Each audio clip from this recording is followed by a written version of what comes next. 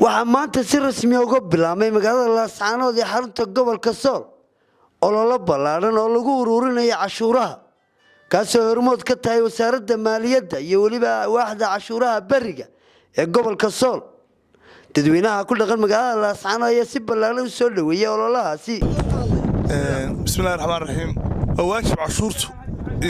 in dadweynuhu bixiyaan oo ummadaan cashuur bixinin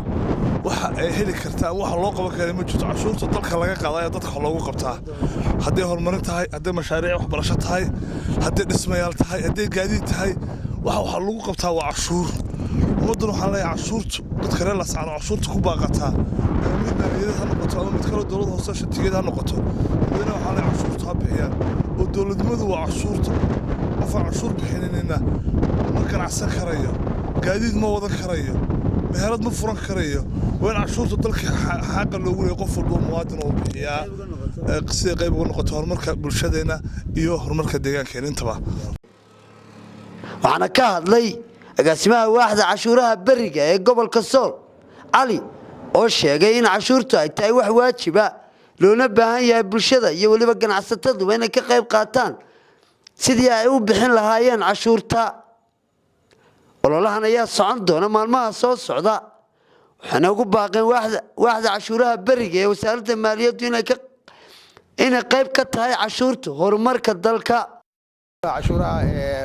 bilood hortiis wada maristi way gaadiid kan cashuurta ka qaadayna waa laba sanadkii laba goor baa laga qaadaa July December iyo January June July December cashuurtan waa mid magaranaysa iska khafiif ah oo loogu talagalay dawladdu ugu talagashay in gaadiid sharci wada maristi caadiga ah cashuurtuna waxa laga doonayaa dadka in waxaan kale ku jirta kala wareejinta gaadiidka in gaadiidka la kala wareejisto oo qofku hantida uu yeesho waxa dadka badanaa baad arkaysaa gaari 5-6 goor la kala iibsaday oo midna aan magaranaysaa oo qofku ugu horeeyay ku qoran yahay gaariga sidaarteed waxaan dadka ka sharafta leh ka codsanaynaa dadweynaha reer Somaliland gaar ahaan reer Sool waxaan ka codsanaynaa inay hantidooda cashuurtaan kala wareejistaan cashuur la'aan waa dawlad la'aan haddii cashuur la waayo dawlad jiri mayso sidaa darteed inay cashuur waxaan ka codsanaynaa inay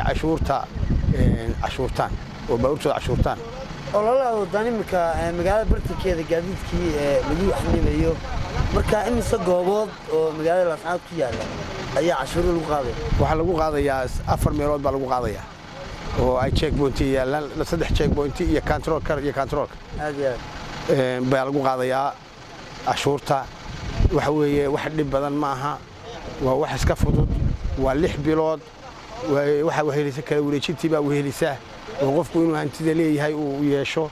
sida darteed waxaan ka codsanaynaa mar labaad iyo mar saddexaad iyo mar afraad inay cashuurta bixiyaan oo gaadiidka ay bixiyaan cashuuraha kala ka wareeyay magaalada Laascaanood cashuuraha bariga oo kale waxa soo jeedin lahayd ganacsatada iyo dadka iyagu cashuuraha ay ku baaqaan sidaba qofku markuu muwaadin yahay waxa weeye waa inuu cashuur bixin noqdo qofku hadduu muwaadin yahay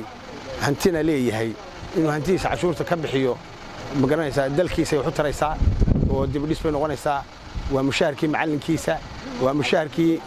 mushaharkii dhakhtarkiisa waa mushaharkii maamulka waa mushaharkii nabadda baa laga ururinaya dadka intee soconaya ololahan wuxuu soconayaa 15 days 15 cisho uu soconaya ayuu soconayaa si looga ururin lahaa cashuurtan ay soo jeedin lahayd gabadha iyo gunti waxa uu jeedayaa cashuur la'aan waa dawlad la'aan qofku wax muwaadin cashuurta bix si dalkaaga iyo dadkaaga ay anfacdo bismillaahir rahmaanir rahiim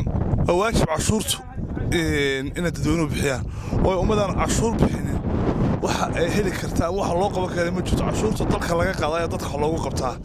haddii horumarin tahay haddii mashaariic waxbarasho tahay haddii dhismayaal tahay haddii gaadiid tahay waxa lagu qabtaa waa cashuur ummaduna waxa la cashuurtu dadka reer Laascaanood cashuurta ku baaqataa mid maaliyad ha noqoto ama mid kale dawladda hoose shatigeeda ha noqoto dadna waxa la cashuurta bixiyaan oo dawladnimadu waa cashuurta qof cashuur bixinina ma ganacsan karayo